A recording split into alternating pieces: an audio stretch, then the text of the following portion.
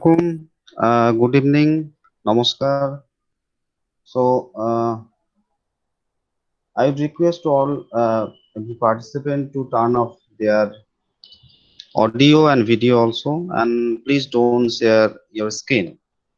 So, before we start, I should say something about a base.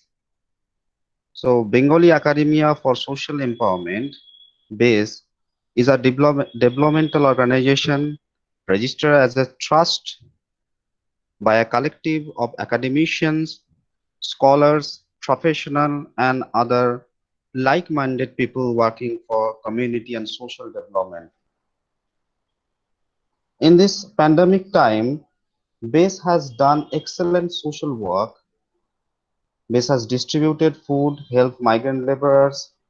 In Amphan devastated areas, BASE had opened more than 25 community kitchens, distributed dry foods, medicine, triples, and all other related relief items. Recently, BASE has distributed education kits to encourage first generation learner and poor children. In current socio-political scenarios and backwardness of these certain class, certain sections, we think there is a tangible need to organize intellectually. And these all uh, activities, this is an effort to reach out as many as we can in various ways and platforms. Primarily, BASE is building a network of related people in higher education, which is helpful in different ways, especially for information and resource sharing. This creates a better linkage among concerned people of various institutions across Bengal, India, and abroad. BASE has been conducting lecture series since last 2 months. It is a it is a larger part. This BASE lecture series is a larger part of BASE activities. To this lecture number 41 and topic is COVID-19 health crisis and critical perspectives towards bodies and societal response. And today's speaker is Dr. Hadida Yasmin, Fulbright Administrator, INSA Visiting Scientist, Associate Professor, Cooch Behar, Panchanan, Barma University. So I would request Professor Nargis Ahmed, Professor in Department of Nursing, Alia University, to introduce today's speaker as well as today's chairs. Professor Nargis Ahmed, over to you.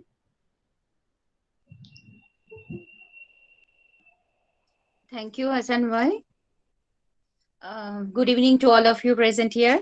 It is my proud privilege to welcome and introduce our today's speaker as well as chair for today's session. COVID-19 health crisis, a critical perspective toward bodies and societal response. I'm honored to welcome our today's speaker, Dr. Hadida Yasmin, Associate Professor, Department of Zoology, Cooch Behar, Panchanan, Barma University, and also she is in lieu Vice Principal, North Bengal, St. Xavier's College. She did her BSc from Malda College, MSc, and PhD in Zoology from University of North Bengal. Madam is Fulbright Administrator and INSA Visiting Scientist too. She received many research grants and fellowships. She received Young Scientist Award, first position in oral presentation in the year 2003 in NBU, and also Young Scientist Award, first position in poster presentation in Kalyani University and AIMS New Delhi in the same year. She has several numbers of research publication, paper presentation in different national and international symposium, seminar, and conferences. She has published 2 books, one on carbon trading, climate change and its impact in India as co-author, and another on climate change and India, analysis of political economy and impact. Madam has delivered many invited lectures and having vast teaching experience, and she's working as the academic counselor, life science in IGNU since 2012, and career counselor and IELTS trainer in Global Education Service Siliguri. Is the president of an NGO named Creative Pulse Welfare Society, Malda, since 2012. Madam has shouldered responsibility for being organizing secretary or convener of many seminar workshops. And one I most like, Madam, the workshop on self-defense for girls. So you also acted as center coordinator for conducting UGC NET examination and NAC coordinator in BXC. So Madam likes sports and yoga, and we are delighted to know that you were school and university level athlete champion. So we are really, madams, so proud to get you here with us. And thank you for your kind consideration for today's lecture for BASE. Thank you, madam, for joining here. And today's session will be chaired by Dr. Sheikh Kavita, Assistant Professor, Department of Biological Science, Alia University, Kolkata. Prior to joining Alia University, Madam has associated with Raja Pyari Mohan College as an Assistant Professor of Zoology. Madam Kavita did her PhD in the field of reproductive physiology of fish from Vishwabharati University. Madam published a book chapter on environmental and hormonal control of fish reproduction with special emphasis on vitellogenesis. She is a life member of Indian Society for Comparative Endocrinology. She published many conference journal papers, and at the end, I must mention, she is one of our base members. So I will request Dr. Sheikh Kavita to chair today's session. So thank you so much once again, Madam Hadida Yasmin. And Kavita, Madam, over to you. Thank you.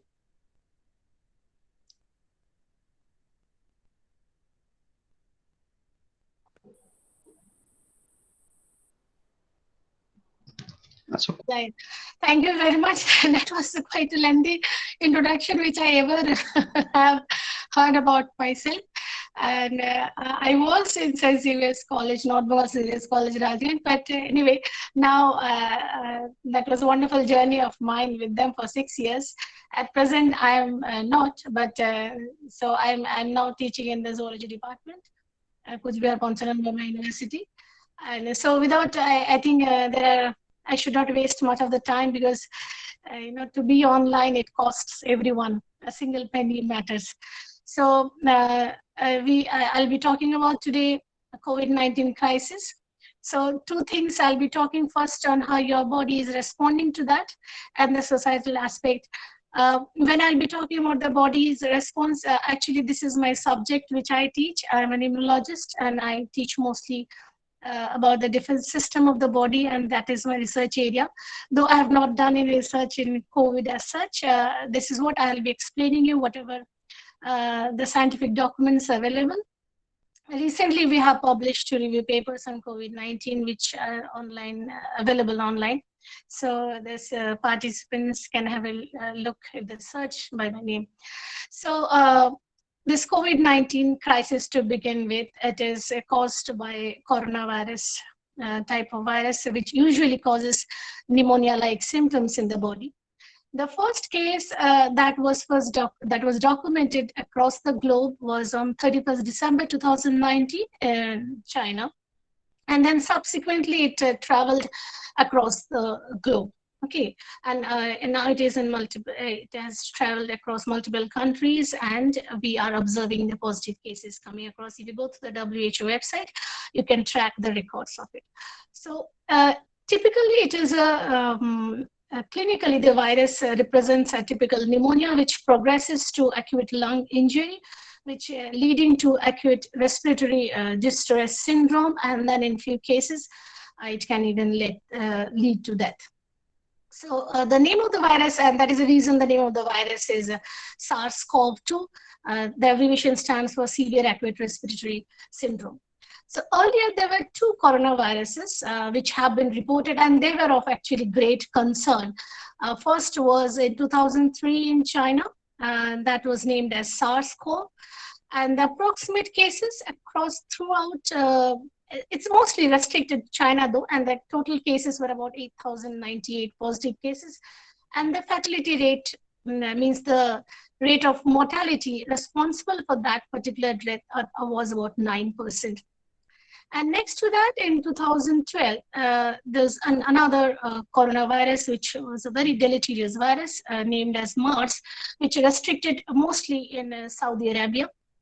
And till date, the cases were about 2,506, and the fatality rate was very high. It was 35%, means the death rate responsible for the disease was 35% across the globe, but specifically it restricted around Saudi Arabia.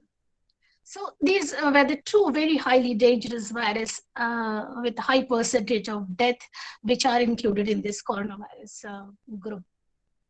Whereas if you see the overall mortality of this virus for COVID-19 disease that we all are facing now globally, it is very less. It is about 0.5 to 3.5%. And on average, you can come out like less than 2% is the fatality rate, that is a mortality death rate across the globe. But then why we should be so very concerned about it? Even ask me, like, if the fatality is so rate less, then why the world is after so much after this? One important thing is this is one of the highly contagious virus that the world has come across. And it can, though it transmitted actually from bat, now it transmits from human to human at a very high rate. And it spreads when we exhale or inhale, while coughing or sneezing where we are talking, and then whoever is in close contact can spread the disease if you are nearby to those person. And this is a direct transmission. Even the indirect transmission can also occur through contaminated surfaces, like it has been observed and it has been documented scientifically that the virus is more stable on plastic, and it can remain stable for about 72 hours on plastic. So it is for 3 days. So if there is a contaminant, because see, the virus has a lipid coating which helps them to protect when they're outside the environment. But viruses are like hosts, unless and until they enter into a cell, it cannot reproduce. So they are always in need of a host to enter. And in stainless steel, it has been found to stay for 48 hours. So these are indirect transmission. If you touch those, and then if you put your hand in a mouth or your nose, or when you're eating your food, that is why you have been recommended to always to wash your hand as much as possible. And then you have been, and that is the reason, and it spreads when you inhale or exhale. That's why you have been recommended to wear a mask.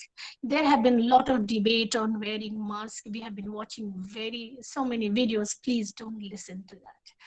That is, very common sense. If you are exhaling or inhaling with it, if it spreads through that, then anything which is covering your nose and mouth will be a block, and that will stop or somehow will be a barrier in front of your transmission, right? So please, though surgical mask is the best mask which can protect you, but whatever you have, you should cover whenever you are exposing yourself outside in a public place. And if you are being infected, you should cover yourself so that you protect your near and dear ones. This virus has, the fecal and the urine samples also contains the viral RNA. The patient also discharges viral RNA through their urine and fecus. So the most, and apart from this thing, the most important thing for this virus is that it spreads through asymptomatically infected individuals. So when I'm talking, when we are saying asymptomatically, it means that the patient is not showing any symptom. Even the person may not be even knowing that he or she is infected with that. And the percentage of people being asymptomatic are about 70 to 80% globally. So about more or less about 70 to 80% people are spreading the disease without showing any symptoms, and they are ignorant about it. They even don't know that they are spreading.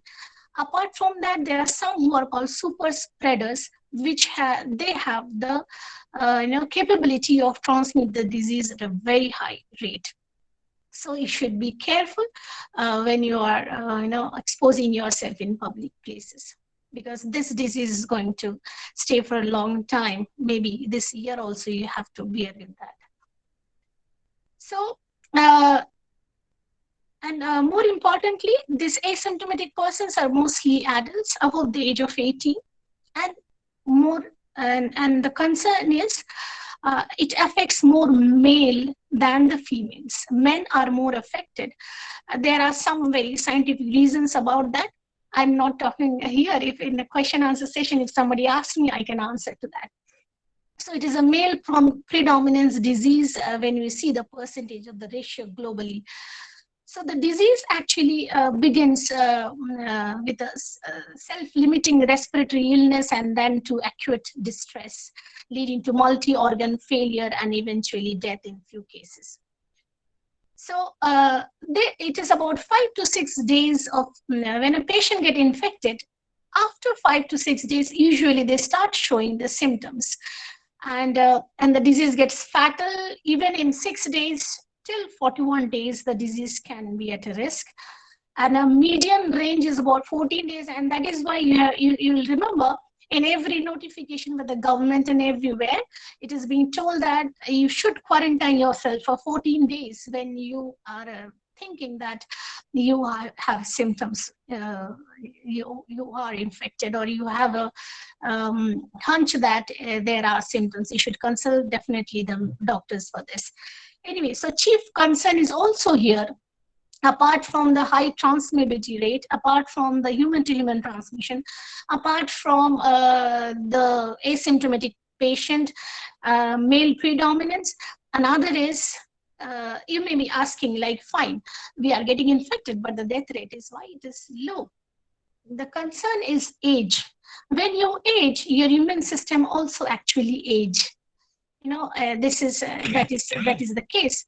So when your immune system age, you are immunologically getting weak.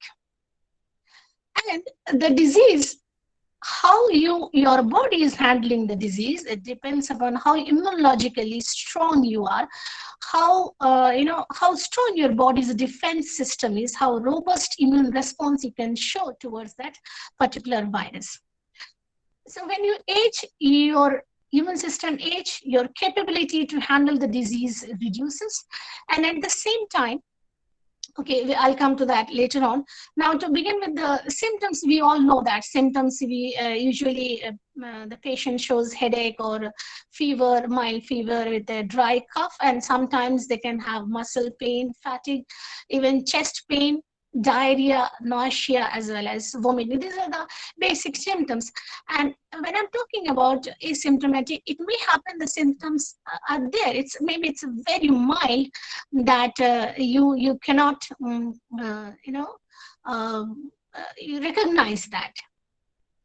So as I have mentioned earlier, and we have also observed that the mortality rate is higher at the age of above 65. And the patients who are having cardiovascular diseases, hypertension, diabetes, or a malignant tumor, or have other chronic illness for a long time, for them it becomes critical. Rest, many of us are fortunate enough. Till now, I'm fortunate enough, I must say, and we all are, whoever are watching, that we are probably our immune system is strong enough to handle that. So if you come to, I will not be mentioning more scientific things too, but two important things why the disease becomes deleterious in few, I will just highlight few points. See, when the virus enters into my body, the virus, doesn't remain on the surface. It enters deep into, it goes inside your cell. That is the way it replicates. So when it enters, it has to attach with something of your cell. So it attaches with a protein which is present on my body cell, is called ACE2. It is a angiotensin receptor binding protein. So, and see, so when the virus enters, it binds with our ACE2 receptor, which is a protein present in the surface of our cell. right? And this protein is actually, in normal cases, responsible for maintaining blood pressure, right? So now when the virus binds to it, it blocks the receptors. So the other components which are supposed to bind with that cannot bind. And that's why, there is a malfunctioning which modulates the blood pressure. It influences your blood pressure level, and that causes inflammation in the blood vessels or organs. And it increases the vascular permeability in your respiratory system. We will see what actually happens when I'm talking about vascular permeability. Now, so what happens in approximately 80% of patients when the virus enters through my nose or through my passage, and if we have a good immune system and we are not having any other complications in my, you don't have any other different commodities or chronic diseases which you are facing, if you're fine, then the body handles the virus there itself. But for few of them who have the complications, the virus finally reaches to the lungs. Now, as you all know, the lungs is the organ which is actually there's a respiratory organ responsible for our, gaseous exchange, right? So if you see the morphology of the lung consists of alveolus. It just have some balloon-like, sac-like structures. There are about 700 million those sort of structures in each lung. So we have 2 lungs. So a total about 1400 million alveoli are present in both the lungs together. So it's like a balloon-like structures, and which is empty space so that the gaseous exchange can happen. Now, when the virus comes to these spaces, and then you're already having some complications, so body is already very active. So when a virus enters in the body also produces some proteins which are called cytokines, which give signals to the other cells to come to there, because everybody has to handle it, right? So a battlefield is being created in your lungs. So if you already have other diseases, so the battlefield was already there, and it becomes even havoc. So it leads to a cytokine storm. Enormous amount of cytokines, enormous amount of these proteins are being produced because the body is not able to handle it. So they keep on calling the other cell types to be there, come there, and fight for it. Right? In doing so, what happens? The vascular permeability changes. Means, see, if these are the small pockets in the lungs, it's having enormous amount of blood vessels, surrounding it. So what happens due to this? The blood consists of plasma and cellular part, right? The plasma fluid starts oozing into this alveolar spaces, right? So these pockets were supposed to be empty so that the gaseous exchange happens very nicely. But now, as the plasma seeps into it, leaks into it, it gets filled up, right? If suppose half or more than that is filled up, it was supposed to be this, and freely the gases are moving, it's filled up with the fluid. So what will happen? The gaseous exchange will be hampered, right? And that is the reason the patient feel a lack of oxygen, the shortage of oxygen, and lack of, they feel difficulty in breathing. So this is what happens. The lungs, and they show patches, yellow patches when you see in the CT scan of the lungs. So this is also one of the criteria for testing patients which are having COVID-19 diseases. So this filling of the alveolus with the plasma fluid, which contains enormous amount of cells, and then this inflammation keep on going till the body recovers and it aggravates. So unless and until we somehow limit that seeping in of the fluid into that alveolus, restrict it, gradually the lungs will collapse if you are not able to do, and the patient dies. Apart from that, one more very important thing that has been now pointed out by the scientific community, it's not only infecting the lungs, actually it is also capable of inducing blood clot in your blood vessel. Now remember, if you have a blood vessel, so if you have clot inside the vessel, there will be the free flow of the blood will be hampered. Right? So if you have a clot in your heart, you'll have a stroke in your heart. If you have a clot in your brain, you'll have stroke in your brain. And this has been also found in many of the critical cases in the COVID patient. So it is not only restricted to your lungs. It causes the cytokine storm, it causes the blood clot, and then it gradually affects your other organs. The bilirubin level becomes very high in your bile and the liver, and then the liver get affected. Then the kidney, in many patients, there is a failure in kidney failure. Your heart, it gets ischemic stroke. So this thrombotic effect or hypercoagulability is also affecting your heart, your lungs, your liver, your kidney, your heart. Many people are showing symptoms like conjunctivitis, so your eyes are affected, your brain is affected because it sometimes leads to stroke. Some people are even saying, complaining about they cannot sense smell. So that is also one of the cases. See, one more place where the virus binds a lot is your intestine, your gut. That's why you have the diarrhea-like symptoms and vomiting and nausea. And then even in some patients, it has shown skin rashes. But anyway, this is not to frighten you. This is to be aware. This all happens in critical cases if you find this sort of symptom. But don't relate everything with COVID. That is also, don't get panicked. Best part is the mortality rate is very high. You should be very careful of your family members who are suffering from diseases like obesity or hypertension or cancer. You see, many cancer patients are dying because, see, they are having this chemotherapeutic drug, immunosuppressive drug, and that's why the body cannot take that because they're already immunosuppressed. So, the good part, and you can ask me like why I am, what actually my immune system does that I'm healthy. Means for healthy people like us, I presume so I'm healthy. So for us, what happens, the body, when the virus enters, the body produces certain proteins which are called antibodies. What it does, it actually binds with the virus. It neutralizes the virus, means stop the virus. So this way, by stopping that, is restricting the virus to move further into other organs.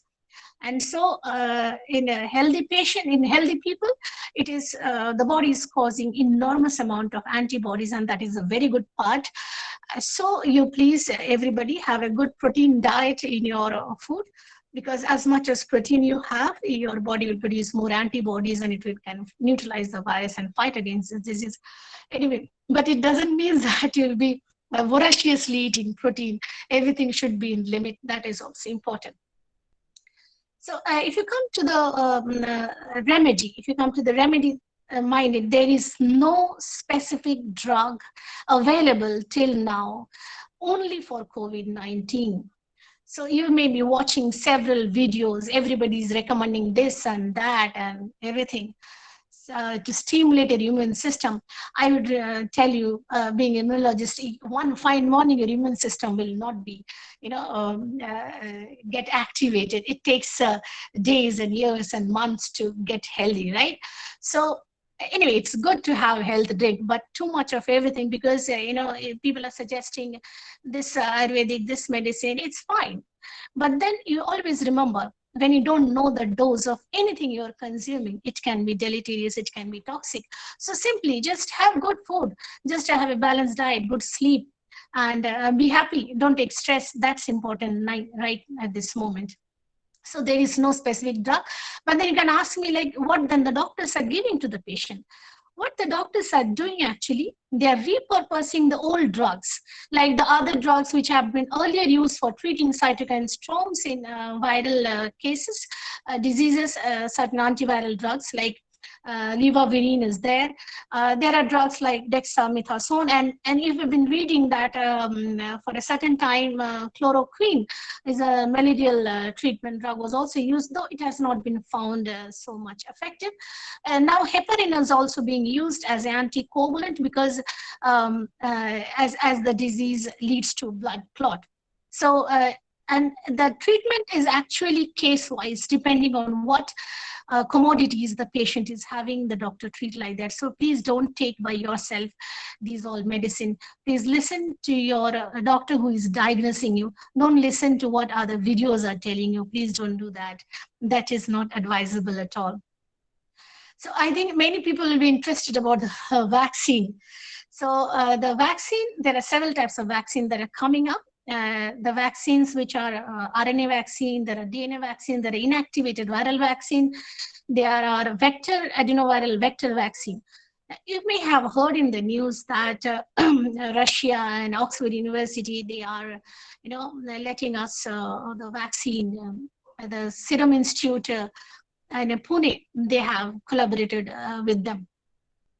So these the vaccine that Russia has come up with, the Sputnik V, and the Oxford vaccine is actually CHADOX1-nCoV-19. This is the name of the vaccine, in which the replication mechanism of that virus is made defective. It is a genetically engineered vaccine, so that when the virus can, and all the vaccines are against the spike protein of the virus, which binds with the receptor of a cell.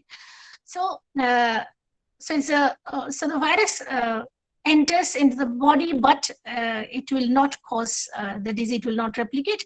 Only the body will, the cells will, the antibodies will bind to it and produce further antibodies to take care or handle the disease. That is the concept of the vaccine that it's mostly against the spike protein of the virus. Now, the fact is, this is actually hope that the vaccine is coming. Well, I must say this is the only one thing that is left to us now. Nothing is substantial. It's just hope that we are surviving with. We don't have anything in our hand. So this Serum Institute Pune is spending around 100 million USD for this vaccine. And it is supposed to produce the vaccine for the Indians as well as for the other developing countries which are in very need of that. So now, isn't it interesting for you, like why people are lending their vaccine to be, produced in India, right? So see, the reason is just for the clinical trials. We are now leading in the world in COVID cases per day. Remember, we are having maximum number of COVID cases per day now. We are leading. So somehow we are now the superpower. Somewhere we are leading. We are supposed to be superpower in 2020. So anyway, let it be in the COVID cases, but then it's okay. I should not say much on that. You all understand. Now, but if you see the total percentage, US is the highest with around 5 point, if I don't exactly remember the figure. It's we are having actually 3.54 million. Russia is above us with 3.8 million cases, and above that is US, probably I think 5.8 or something million. And the death rate, we have reached around 63,498 death cases we have now in India. So now the come to the point is why the vaccines are coming here. Like for any vaccine to come up in a market, there has to be 4 clinical trials, and there has to be thousands of volunteers who will be agreeing to act as, to take this vaccine. So India is so there is no other second choice as better as India, because we are having the maximum cases, so that they can get maximum amount of volunteers as much they want for the trial. So all these 2 vaccines are actually in the 2nd and 3rd trial simultaneously. So and now, if as I was mentioning, we are leading in COVID cases in this disease. So when I'm talking about leading, I would like to remind you one thing. India is leading also in TB, tuberculosis. See, we are having 20% burden of global TB in our country, and this is very alarming. And next to us is China with about only 7%, not only 7, but 7%, very less. So entire global 27% we are handling, we are highest. We are having maximum number of tuberculosis patients. So anyway, we are leading somewhere in all these cases. Now, one thing I would like to even mention here, when you talk about a vaccine to come up in a market, see, for TB, we have only one vaccine till now, that is BCG, and that took about 13 years to come up with one single BCG vaccine, and that was also 100 years ago from today, right? So within this 100 years, there are enormous clinical trials are going on since then, because TB is getting resistant now. But still, after 100 years, we have not come up with a single another vaccine to treat this resistant TB. So now you can understand this is a very rigorous process which need to be handled before coming up with any vaccine, because you have to monitor the patient, whoever it is in trial. You have to monitor them at least minimum for 6 months for the side effects, right? Or maybe a year. So if you are in a very big rush, it was quite surprising or amusing for me when I heard that there was a date was put for a deadline for a vaccine. I have not heard like this ever before. None of the scientific community have ever heard about it, right? That we can put a deadline to a vaccine production. So anyway, that is good that the vaccine trials are happening, but I would suggest that the entire world should not rush, because the side effects will haunt you forever. So many of people are even deciding whether even if the vaccine is available, whether they should take it or not. If it is such a hasty decision, very hurriedly, if it is coming up, then that is a concern. But still, it will be good if somehow some miracle thing happens and then we come up with a vaccine. Now, again, if the vaccine comes, whom it will be available? Remember, we are 1.32 billion population in a country. So, and what will the cost? Can we afford that? So there are many things, many questions to be addressed, but I still believe that there should not be a rush in supplying the vaccine, because business is somewhere, and the life in this is about life of the entire citizen, of the entire people and the world community who are facing this disease. At the same time, whether the vaccine, because most of the vaccine which are in trial are not covering old age people, and it is mostly causing for the people who are at a critical age. So that aspect has also to be considered. Even if it comes, whether will it be able to give us that much of protection that it can be lifelong, or does it have to keep on? Because for viruses, for RNA viruses, it's very difficult because it keep on mutating, and that will be a concern because the receptor changes and the vaccine memory will change. Now, one thing. Please, anyway, I think I have talked about it. So I will come to the next part. If you come, not wasting much of the time, if you look at the societal aspect. Now let's go to the chronology. So the virus came detected on 31st December 2020. First case reported in the world in China. 30th January 2020. 30th January 2020 was the first case that was reported in India. International flights were functional till that. There were no such viral testing being done in such way, only the measuring the temperature. Even there was no information for quarantine or nothing. Then on 24th and 25th February, we had celebrating Namaste Trump at Sardar Patel Stadium with a gathering of more than 1 lakh people. Actually, that was a time when we should be preparing ourselves. Now, on 11th March 2020, WHO declared this disease as a pandemic. Even then, the restrictions were not imposed with regard to the international flights, or screening was done in such way that the test was not being started in such way. So only from 17th March, the people were advised for home quarantine who are arriving from who are international arrivals. They were recommended to advise for home quarantine. So before that, the system was like reminding as if it was everything is fine, not such serious concern we did all observe. Then on 19th March, our Honorable Prime Minister addressed the nation for the first time related to the disease, and That was actually after 2.5 months since the first case.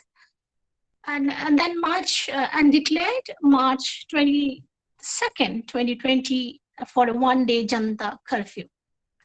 And very interestingly, evening people came out with huge gathering and celebrating the Corona festival.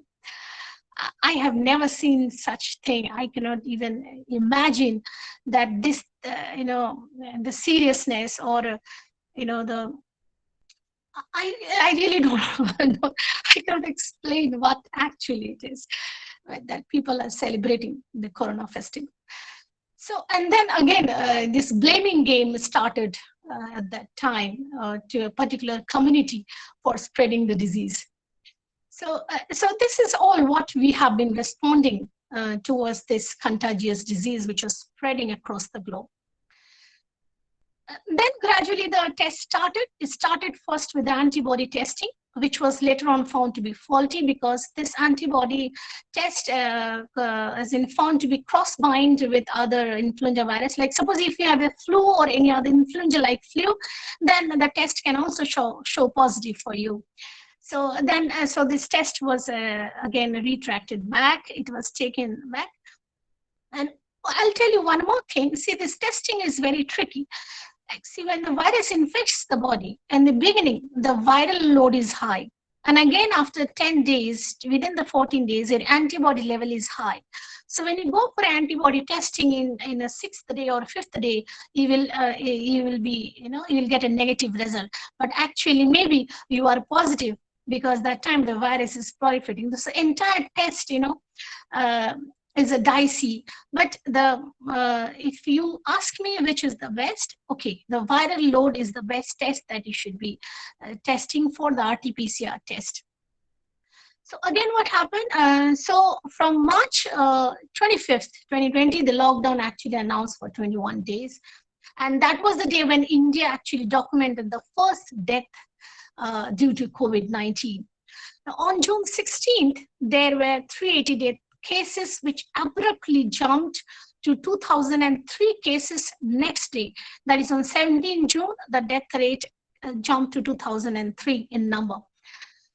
Now then a very disheartening moment we all witnessed on 29th of March at the Delhi UP border bus stoppage, where there were thousands and thousands of migrant laborers who were stranded due to sudden lockdown. So, I don't think so. None of us will be ever able to erase that sight that we have seen in different photographs, which have been flooded in every, in wire. Probably the buses were arranged quite late. Though I'm not expert, but I still believe, I think we all will believe a simple planning would have a basic simple planning to arranging the bus and then take the decision or whatever that possibly could have avoided, because several died on the roads returning back to the home because everything was shut down. Their jobs or wherever they were working, and that was closed. No food, where to stay, because many used to stay in the shop itself. The shop is closed, where they will stay. So that was a very bizarre situation that we all have observed, and I think it will haunt us, every one of us. So it seems like that, for poor, nobody is there. We have just left them to their fate. So, actually, see, the buses, when there's a lockdown, the buses were not moving. So, but it was there, no? So possibly it could have been managed for them. And then the very heinous thing that started is the social stigma. We begin harassing or boycotting the people who were being identified positive. See, most of the people even don't know they are being infected, and when get positive, and then you put it in the media, and then put in the house, this is the positive case, don't go there, and humiliating them. And that's why many people started hiding their travel history, being afraid of being humiliated, being afraid of being, harassed. And that this is the time when we should have been supported them. They needed our support to take care of them, but we have been after them. And, So this is something, what ridiculous thing that is happening, and happened in the beginning quite a lot. So the rational and the social responsibility, what we feel had gone into vain, though few of there were societies and communities who have been working, like BASE have been working, and many other in the across the world, and many people, wherever they could, they have been helping. But I don't think so that is enough. See, if I tell you today, you stay 6 months in a house, I'll give you a food, and you stay with your family, are you going to sustain? Because only food is not only your survival thing. You have to pay your EMI, you have to pay your students, your children fees, you have to pay your bills, you have to look after your parents if they are going through another treatment. From where the money will come? Because everything is shut down. So I think in that quite a long time, we would have better planned in different way things, and probably we could have handled this crisis in a better way. Though I'm not the expert, but I really believe that. So if I what important thing is that if everything we relate with business, if you are always busy how to make 1 to 1,000 rupees, that should not be you should be empathic. Your health and science has to be priority, because this sort of disease will be coming up every time gradually, and we should be ready for this sort of outbreaks in near future. And this blaming game of each other, was alive for quite a long time. It didn't help. We should be working hand to hand. So, and it is quite surprising for me that now things seems to be very normal. It's like nothing has happened. This is the time when the cases are rising like hell, and then we are busy. The system is behaving as if it's all fine. We are left on ourselves. I would literally quote the word of our Honorable Prime Minister. He has mentioned to be Atmanirbhar. Literally, we have to be Atmanirbhar only. There is nobody to help you. You have to work on your own, as your body is working on your own. So you have to work on your own for a living, for everything, for every support. So please support each other, work for each other. And one small thing, in this all negativity, there is positive things also. As we mentioned, the WHO, when it suggested it's a pandemic, just within 7 days, our state government has closed all the institutions, school, colleges, university. That was a very smart move, that I must say. And among all the states that have been, like Kerala, have been doing very good, and other compared to that, we have been doing good in the testing. We had some difficulty in the beginning because the antibody test kit was faulty, and then we always blame why we're not starting the test. It's not so easy when you have to start a molecular biology lab in a setup. It takes time, and you need ICMR approval. Many times you get approval from ICMR after a month after setting up, and I have witnessed that personally in many cases. So but I must say, the state is having a lot of RT-PCR in every, like in our Cooch Behar in a medical college now, we have 3, and the entire setup has been made. And then the target is about 1,000 a day to test, because some of the students are working as a molecular biologist there. So a lot of support has been done in this particular case of testing, because see, the more you test, the more you isolate your patients, and more you can protect the others from being infected. So at the end, I think I've talked quite a lot. I think I should ask everybody, see you be protect yourself. Be it's good to be always healthy and clean. There's no harm in that. Support each other, and try to at least maintain when you go outside. It's difficult to wear a mask. I know we're not used to it, but little bit of it, because just to think when you come back home, you have your elders at home, just save them and protect them and help others in every other way. And I don't know the economic crisis that we have faced, how long it will drag us. And then for the young generation, because India has, I mean, 70% of youth in the country, and that is a very, if the youth wants, they can do anything, you know. But if you're always busy, now they're not realizing what economic crisis is, because after 10 years, when you'll have your own family and you have to take care of your own family, you have to think of earning, because now you are dependent on your parents, so you don't bother. So after 10 years, maybe it will be too late. So you need to work on it. You need to find out ways to read, to learn, to work and support. You know, that is the message to everybody. Okay, thank you. I think the session can be kept open for whoever wants to ask me any question. I have been speaking a lot. Yeah. Yeah. Is the chair ready? Yeah, I think I'm fine. I'm done. I think I spoke quite a lot time. I took quite enormous time. I think people, if they have a question, they can ask me, or something whoever wants to discuss with me. আচ্ছা, আমাদের সাথে professor কবিতা শেখ কবিতা join করেছেন, অনেকটা লেটে join করলেন।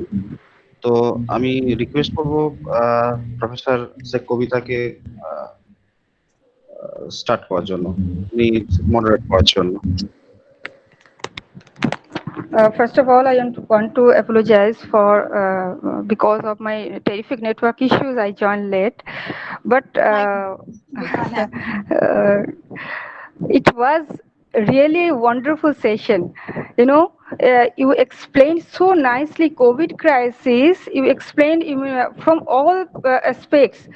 You know, from immunological as well as societal perspective. You explain angiotensin mechanism, vascular permeability, mutating nature of RNA virus, vaccination details, along with social crisis. It's brilliant, and hats off you too, ma'am. And and we are fortunate to have you here, because we know that we are fortunate to interact with such an immunologist who is in this field since her MSc days, I think. Such a great Your MSc specialization was immunology and cell biology, and your PhD work was focused on immunology, and you contributed to this field a lot. Significantly contribution is there, and I like the scientific discipline so much, but I had to shift my research interest from immunology to endocrinology, but I have a little immunological part also, you know. So let's move on to our next session, question answer session. I think Sheikh Abid Hassan will moderate this session, and this session is open to all. You can ask question to our speaker. So Mr. Abid Hassan, it's over to you. Yes, thank you. Okay, first question is from Zakir Hussain. With reports of recurrence of corona, how effective do you think vaccine can be? See, there is, I think, 1 or 2 cases that has come about for about recurrent cases of corona. See, actually, there are a lot of research to be done to understand the exact immune mechanism of this virus when it's infecting. We very less we know. We know some of the innate immune parameters. We have come across that, okay, it is activating the NK cells, it is producing the type 1 cytokines. But related to the vaccine, how long it will be able to activate your memory cells to keep the vaccine, to keep your immune system, how robust it can activate, robust immune response it can mount. It is very early to say now, because see, when you talk about human physiology, there are so many parameters, no? And there are so many complications and other organs. There is coordination between the endocrine system and the immune system, neurological system. So till now, the vaccines that are being in trial, they are showing good response but then the side effects, there are some side effects, that's why the dose they are trying to work on the different doses. So it will take a little bit of time. It is too early for me to say. And I think if you can keep track of the scientific papers, you can. Okay, I can see one. I think you got your answer. Mr. Jakir, if you have got. I could see some questions popping up. I can answer to that. Can I do? There is somebody is asking me why it is a male-prone disease. You will not say exactly male-prone disease. It is seen that the percentage of infection to male is high. So I'll tell you, there are some genes which translate some proteins in our body, like the toll-like receptors, which play a very role in innate immune response, and they are quite active in TLR receptors, quite active in this COVID-19 cases. These genes are in X chromosome, and we are a bit lucky enough to have 2 of them, where the male is having 1 X chromosome. Apart from that, there are some androgen receptor hormone-related activity which influences the male mortality in the male way. And if you see, even obesity is mostly in case of male. And so these are the few cases which are, apart from that, there are some cytokines which have been found to be more produced in male, which can aggravate the inflammatory response. And these are the reports that have come, which are supporting the male cases still now. But we don't know, because still the works are going on. It will take a few more years to come up the exact what the other, because this virus is quite tricky, you know. When the virus have 3 different ways to enter, with other coronavirus sometimes can fuse through the membrane. They can fuse through the membrane, they can go inside through the endosomal pathway, they can even make the furin pathway. So they are, you know, this is very tricky virus. And when you talk about plus sense RNA strand, who are students who are in biology, this is a sense strand they have, you know. So that is very, and this is the largest, one of the largest genome content of all the corona RNA viruses it has. So that's why it's very infective more. I can see questions. Can I answer to that, or somebody will respond to that? If I'm free. Yes, you can, ma'am. Okay. People who have recovered, whether they can infect or not. Okay. So if others and get reinfected cases, 1 or 2 are coming up now. I don't know whether it's see what happens. Suppose you are being infected and your symptoms are gone now, but how can you assure that the virus is still not there in your body? Because in many other infectious diseases, like in TB, there are latent TB because the bacteria remains inside for a long time and then again aggravates. So it is very difficult to say right at this moment that whether you are totally recovered. But anyway, if you are totally recovered and then you feel fine, then I think it's okay. But you should maintain a certain period of time, because if the virus is proliferating a little bit, then the immune system will take some time to eradicate it properly. So if you are recovering, then you should stay at least for 2 weeks at home, and you know that will save the chances of reinfecting. Okay, then the rapid test, somebody is asking. See, the rapid tests are 2 types. One is the antibody test, and one is the antigen test.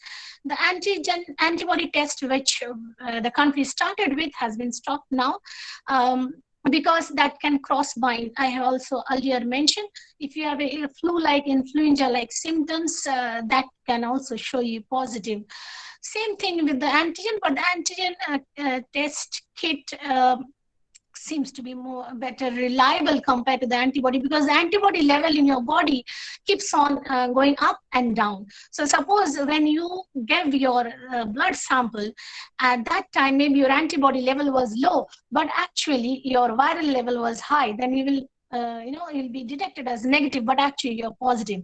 So these cases, but the antigen test now, all the places there is a rapid antigen test. That is also will show in many cases, even if they're positive, it will show negative. But so if there are 100 cases, and if there are 100 tests, 30 of them are showing positive and other negative. There may be few cases who are showing negative, but they may also be positive. So it's better if you have a symptoms or everything, you maintain distance and keep yourself isolated till you recover, if you think, or you should consult with your doctor. Okay, one question is that Russia is claiming that they have the vaccine. But see, there are many countries who are producing the vaccine. Now, all the vaccine till now are all in clinical trial. The Russia vaccine is in trial, second and third trial, and they are their trial will be initiated in India. Right. So because India are having more positive cases, so we are free to give volunteers. So we are actually acting as a guinea pig, acting as a volunteer to test every other vaccine that has been popping out in the entire world. So you have to wait till the vaccine is being manufactured, because if you hurry, there are very side effects, which, because if you ask many patients who are recovering from the disease, they will say that they got drained. Like they feel so weak. The body, the body fights a lot about to it, and it gets tired and exhausted. So you have the joint pains. These are the symptoms, post-COVID symptoms the patients are now claiming about. Dizziness, weakness, joint pains. So these things are coming up now.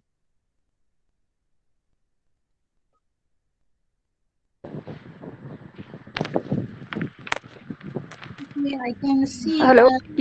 Some more questions are there. Shahriar Alam, his question is it really ought to get a vaccine in such haste just to have bragging rights? If even if vaccine comes out, will it be feasible to apply it to the longer public if situation gets worse? Yeah, see, that's what I told. You see, the population of the country, we are quite a big population. And then definitely it will not be available to everybody. I'm sure of it. It is not now at this present, maybe after many years. And and this is a very great concern for the scientific world. If you come up with a vaccine in such a haste, then the side effects can be deleterious, because you may be taking the vaccine, maybe after 5 years you have some deleterious side effect which has not been considered now when the trials are being done. So I think they should not be rushed, because one good part of the disease is that people are getting cured. They're getting, and that's why the many people are taking benefit of it. They're selling the medicine that this is going to cure. Many videos I see, they're claiming. Many people even claiming if there is COVID is not at all is existing, they're claiming to give you money. Just don't listen to that. That is bogus, because this is scientifically proven. There is a SARS-CoV-2 virus, and it is causing COVID-19 disease, and it is a very contagious virus. So for vaccine, we should not rush. We should wait, because the trial has to be, as per WHO, there has to be 4 trials. Every vaccine are in the second and third trial. And for every trial, the patient has to be monitored at least for 6 months for the side effects. So the things just started right now, isn't it? From the month of May or something else. So it will take time. Okay.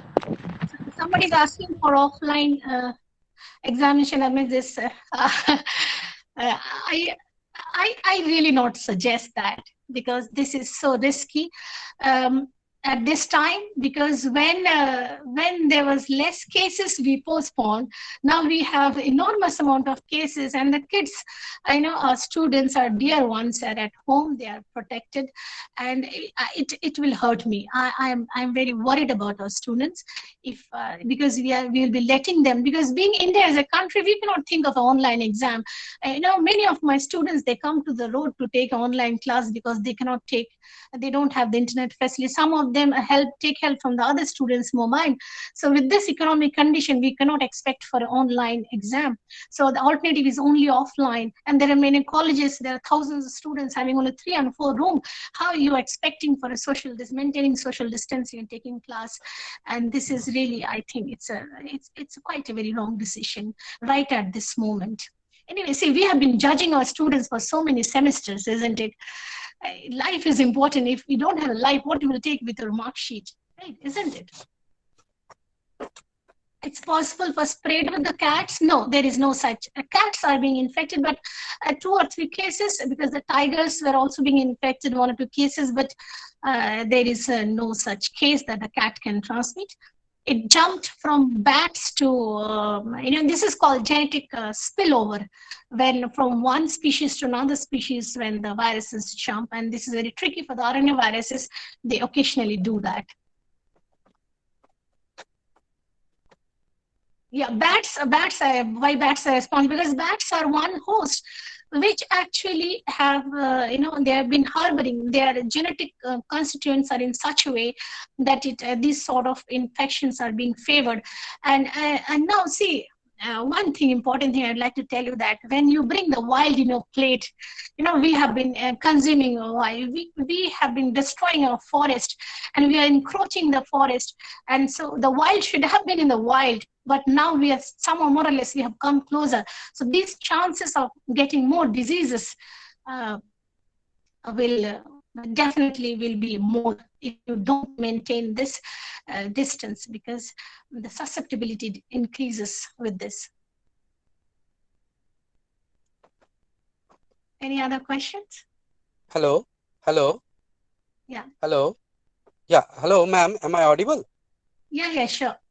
Yeah, I'm Tamal Majumdar. Yeah. Okay. Yes, sir. Please tell me.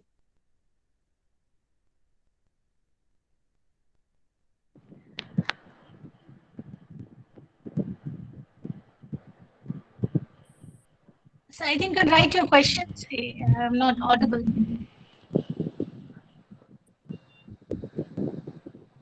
I have a particular question. Why is bushmeat related to HIV as well as all kinds of coronavirus? Bush meat. I am not relating. What's exactly you want to tell? Like it is spreading? Is the viruses? You see, the virus is active anywhere. If the virus is active, it will spread everywhere, because HIV and corona are 2 different sort of viruses. HIV is a sexually transmitted disease, and corona is it's a respiratory disease. So these are 2 totally different. So in case of virus, if you are anyhow coming in contact with the virus, it is because it is always looking for a host. So it will cause the disease.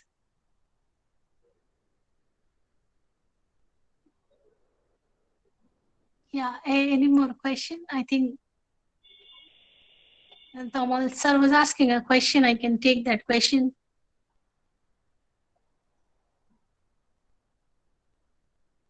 So you can write your text. Because I think... Please unmute yourself, someone. Okay, do you think exotic meat industry should be banned? Sir, why it should ban? Because the protein diet is important. The meat industry, India contributes a lot in this export. The shoe industry depends on the meat industry, and this we are leading exporter for meat, and it is very much contributing to the economy. I don't think anything should be banned in that.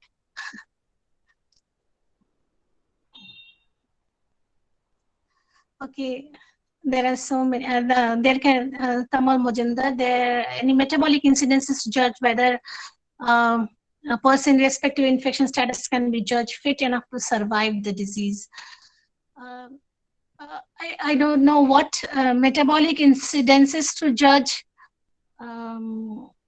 Okay, see, till now there are not a particular marker to tell you that if your body is producing this particular protein, then you are spare of this. You will be, the body will be helpful in protecting you.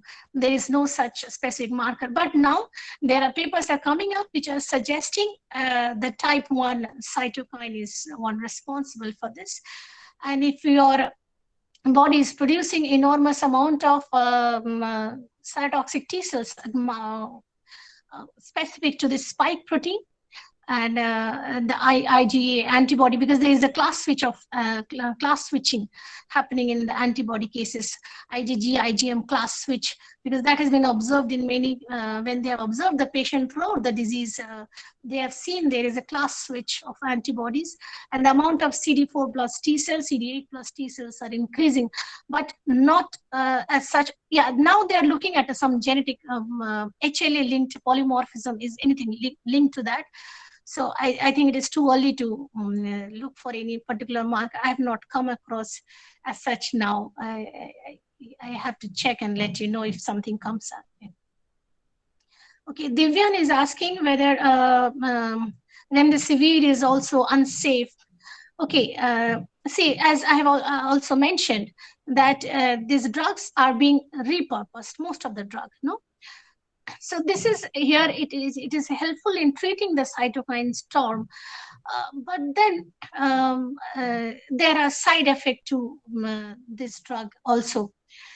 So it is now used in combination with interferon, right? And type 1 interferon. There are some clinical trials going on with remdesivir. With I can just tell you, I have one information. We have one paper that is coming up. You can search by my name. You will find the details of the drugs that are being used have been mentioned there. So you can see there all the side effects. Anyway, I'll just give me 1 minute. I'll just get you to that. I had some. I just forgot one more drug, which is in combination with the remdesivir is used in COVID patients. Just a second. Let me just check it. It's there. Okay. See, this is a adenosine analog, right? So which inhibits the viral RNA polymerase. And this is now being administered intravenously at the dose of 100 milligram for 5 to 9 days. But this drug is quite having other side effects related to other malfunctioning of the organs. That has to be taken care of. It totally depends what other commodities you have along with this COVID. So cytokine therapy, even in the plasma therapy now, taking the patient's plasma and giving, that is also not being fruitful. That has been observed. In some cases, they are showing recovery, but in many cases, they're showing it has no such difference in with plasma transfer and without. So this convalescent plasma therapy is not also in that way being effective for. Okay, scientific fraternity of the India. I really don't know, because there are very less freedom for the scientific fraternity to speak. So that is one problem. And then there should be some liaison when scientific people can talk with the, in a social language where people understands. I really believe that people in different scientific area, they should come up and talk to public in a basic language so that they understand what the disease is about. Because in a country where the fake news and the channels, everybody is a reporter nowadays. So it exists. So that way, I really believe if the scientific committee comes up and talks, give this awareness related to this disease in a basic language, I think that will help, what I believe.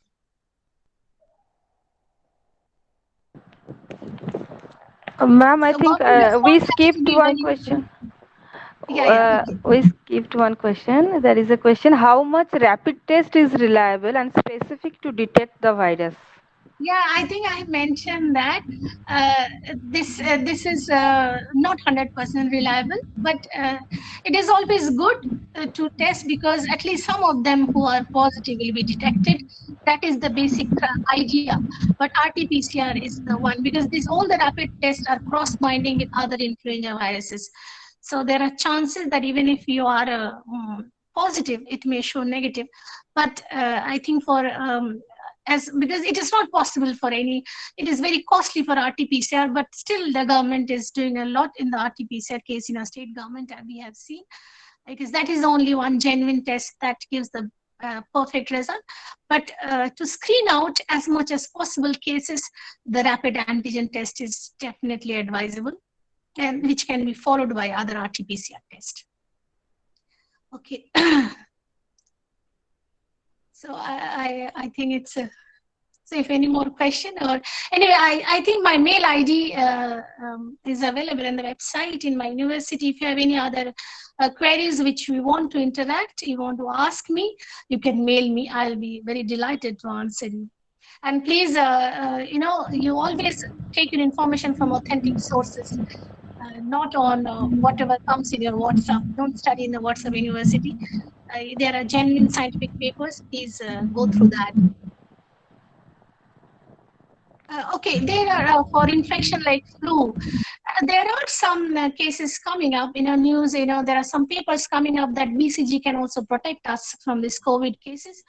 The research is still on. There is still a debate, but then for influenza virus, whether it can give us protection, it is very difficult to say. But if you have antibody which can bind, because as it is cross-binding with influenza virus, it may give to you some time of protection, but I don't think so that will be that way helpful. Yeah, how COVID-19 impacting brain. See, there are some cases where there's a brain stroke cases are coming up. And at the same time, there are some neurological disorder. Some encephalitis-like symptoms are also being seen, observed in COVID-19 cases, but there are very few coming up.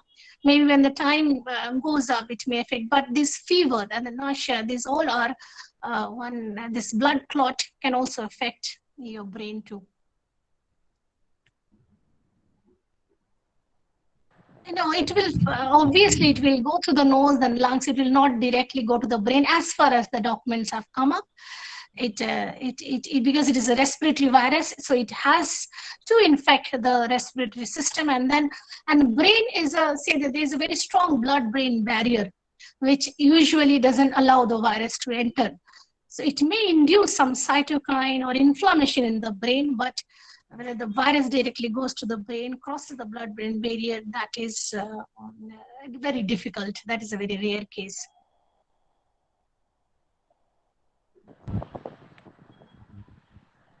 I think all the questions are answered. Ma'am answered all the questions. It's done. So let's come. So let's come to our. One more question I can take. Okay. You answer. Someone is tested positive, then negative, then again positive. Yeah, that's what I was telling. It depends on what test you are doing. And see, when the virus enters, the first 5 to 6 days, you should go for RT-PCR test. After that, you should go for antibody test. And again, after 14 days, your antibody level goes down. And again, the virus is not being eradicated by the immune system. And again, the virus load goes up. So you have to monitor yourself. That's why, they will again test you after 14 days. So till now, the RT-PCR is the best test. That is, I think, most cases, severe cases, they're doing.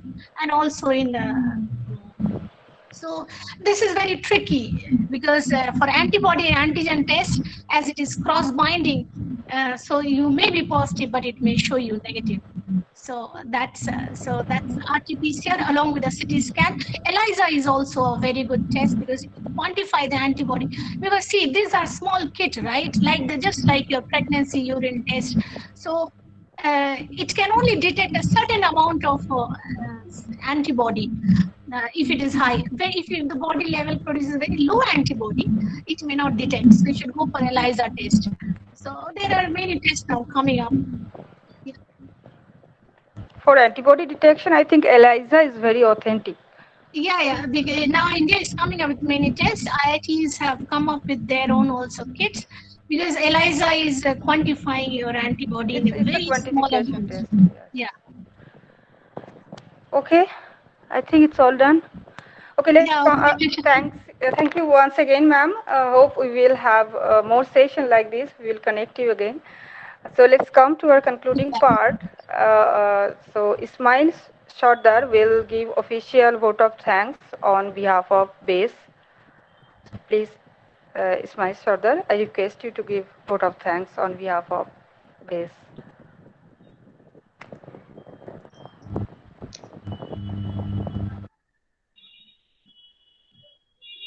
I would request Ismail Sarkar, the guest lecturer, Department of English, Murshidabad Adorsho Mahavidyalay, Islampur, Murshidabad, to deliver the vote of thanks.